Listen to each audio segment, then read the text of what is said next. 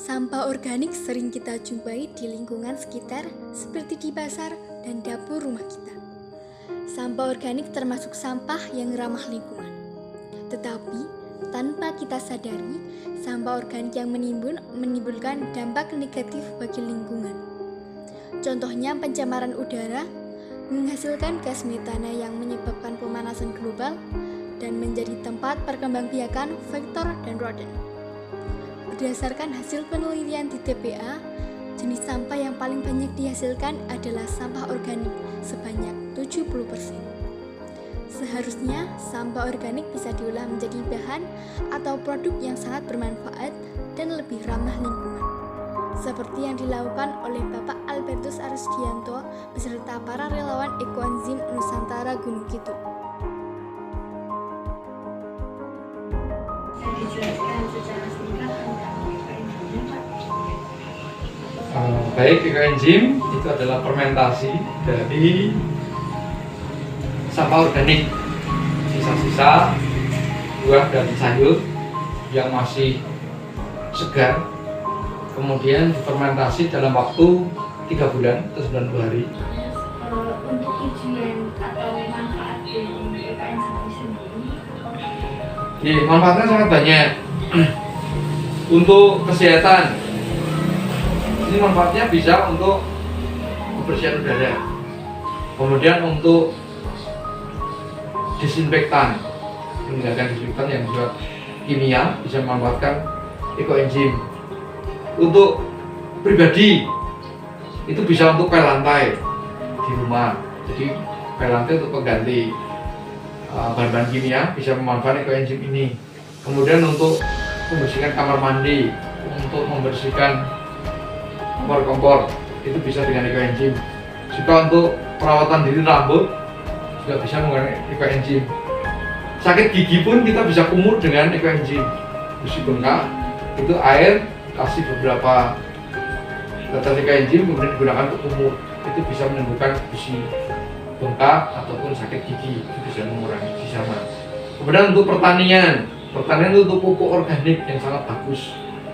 Banyak juga sudah membuktikan sudah menghilangkan untuk meninggalkan pupuk kimia beralih ke ekoenzim untuk memanfaatkan di pertanian. Kemudian untuk lingkungan itu penjernihan air itu juga menggunakan ekoenzim. Menghilangkan bau, mungkin di kandang peternak-peternak yang bau, lele, maggot, kemudian peternak yang potong, itu bisa memanfaatkan untuk penyemprotan menghilangkan bau. Itu manfaatnya banyak sekali bagi luka. Ya, kalau terluka kena gores peso atau kena apa, itu bisa juga untuk penyembuh luka ekoenzim ini.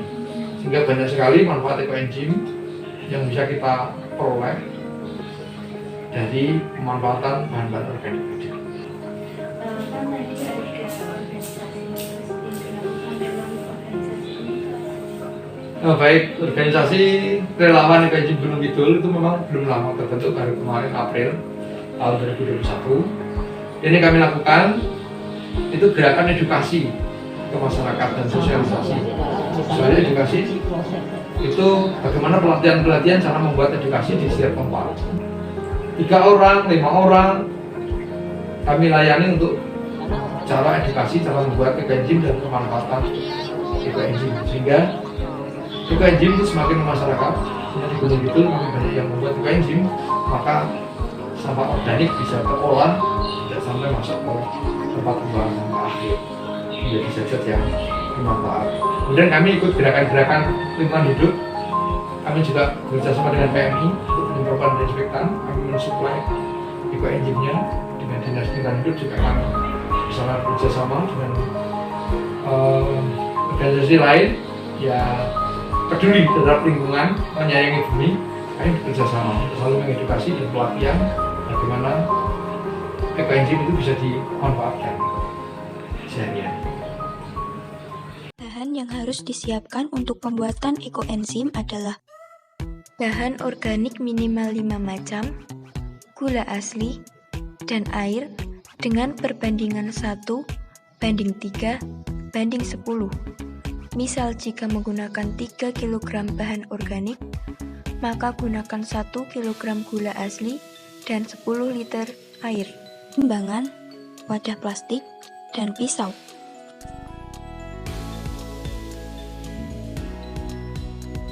Potong sayur dan kulit buah kecil-kecil, minimal 5 macam.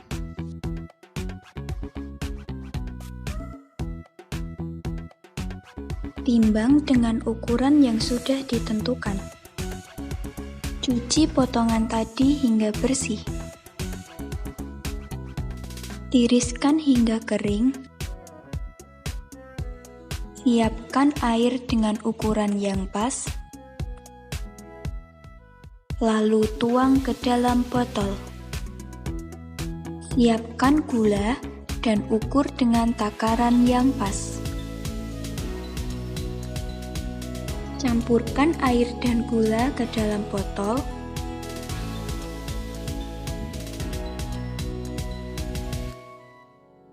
Lalu, masukkan sayur ke dalam botol berisi larutan gula dan air tadi.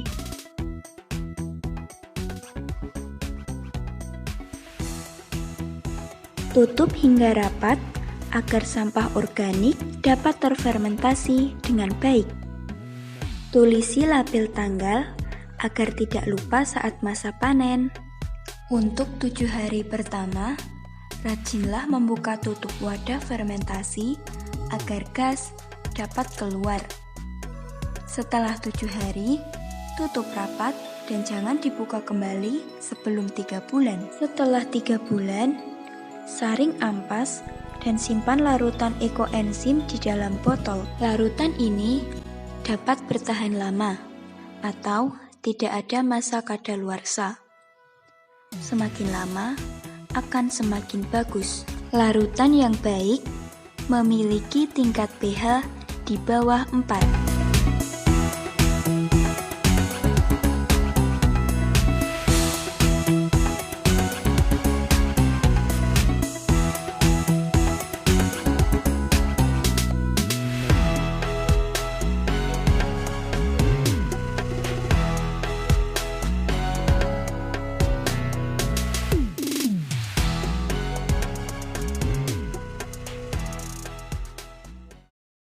Now look at this.